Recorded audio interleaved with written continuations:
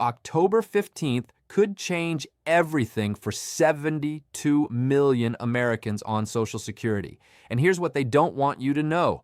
While everyone's focused on this year's measly 2.5% increase, that average just $50 a month, three massive changes are hitting next month that could make or break your retirement.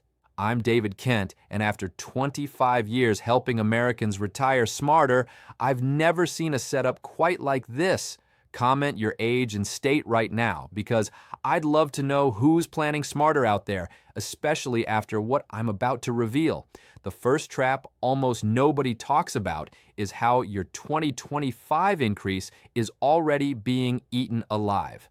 Medicare Part B premiums jumped to $185 a month this year, up over $10 from 2024.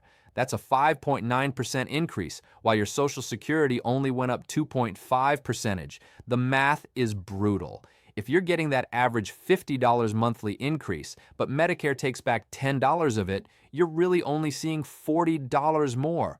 For many folks, that doesn't even cover 1 week of groceries anymore. The deeper problem is timing. Your COLA adjustment happens in January, but Medicare premiums hit in October, creating this weird gap where your buying power actually shrinks before it grows. Most retirees don't realize they're losing ground for 3 solid months every single year.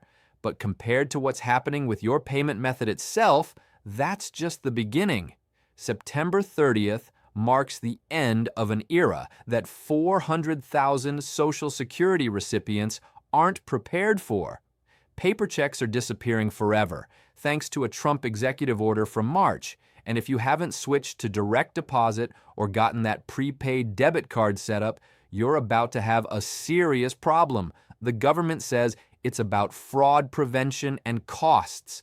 And they're right. Paper check theft has become a massive issue, especially in certain zip codes where mail theft is rampant. But here's what's really concerning me. Many of the folks still getting paper checks are the most vulnerable. We're talking about people without bank accounts, folks who don't trust technology, or seniors who simply don't know how to navigate these changes. The Treasury Department set up a waiver process by calling 800-967-5042, but most people don't even know it exists.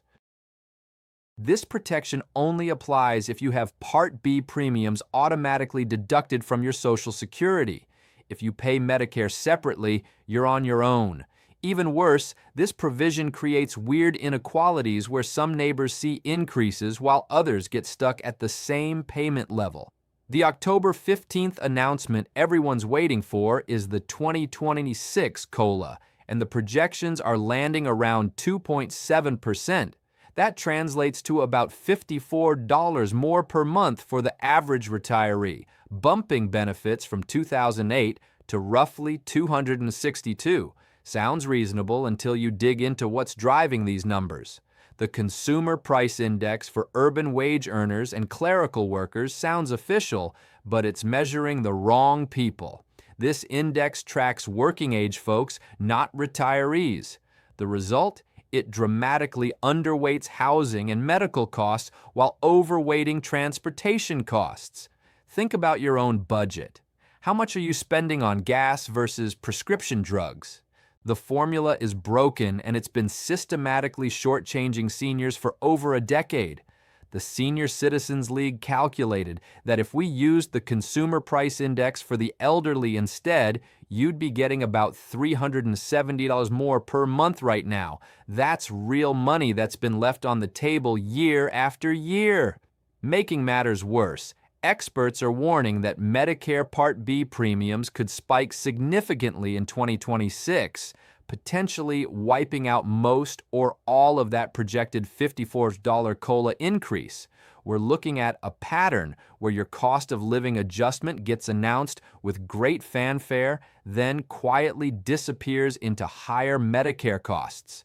The sixth problem is what I call the inflation timing trap. Your COLA is calculated using July, August, and September data from this year compared to last year. But what happens if inflation keeps climbing in October, November, and December? you're stuck with an outdated adjustment that doesn't reflect current reality. Here's the seventh issue that could impact millions but gets zero media attention. The way Social Security calculates your highest 35 years of earnings for your benefit amount doesn't account for inflation properly. Your earnings from the 1980s and 1990s are indexed to wage growth, not actual purchasing power. This technical detail means many people's benefits are calculated on artificially low historical earnings. The eighth trap involves the taxation of Social Security benefits, and the income thresholds that determine whether your benefits get taxed were set in 1983 and have never been adjusted for inflation. Back then, only wealthy retirees paid taxes on Social Security. Today, middle-class retirees routinely see up to 85% of their benefits subject to federal taxes because those thresholds haven't moved in over 40 years. But here's the most critical issue, and this is why I wanted to save it for last. The entire system is designed around assumptions about retirement that no longer match reality. The formula assumes you'll have other significant income sources, shorter lifespans, and lower medical costs. None of that's true anymore. The result is a system that provides less real buying power each year, even with COLAs. The solution isn't waiting for Washington to fix this. It's understanding these 9 traps and planning around them. If you're approaching retirement, maximize your highest earning years now before they get locked into that 35-year calculation. If you're already retired, consider Roth conversions in low-income years to reduce future tax burdens on your benefits. Most importantly, don't count on Social Security alone. That October 15th announcement isn't going to solve the fundamental math problem facing retirees today. Hit subscribe if this opens your eyes to what's really happening with Social Security, because these changes affect every single person planning for retirement in America. There's one more thing I need to tell you about that October 15th date, and this might be the most important part of all. The Social Security Administration isn't just announcing the 2026 COLA that day. They're also releasing their updated trustee projections, and the numbers are sobering. Current projections show the trust fund could face a 20% across-the-board benefit cut by 2034 if nothing changes. That's less than 9 years away. Here's what that means in real dollars. If you're currently receiving that average 2.8 monthly benefit, a 20% cut the wealthy have options. They can delay Social Security, maximize other retirement accounts, and weather benefit cuts. But if you're depending on Social Security for 50% or more of your retirement income, like most Americans, these aren't just numbers on a spreadsheet. They're the difference between maintaining your dignity in retirement or facing impossible choices between medication and groceries. This is why understanding these 9 traps isn't just helpful, it's essential for your financial survival in the years ahead.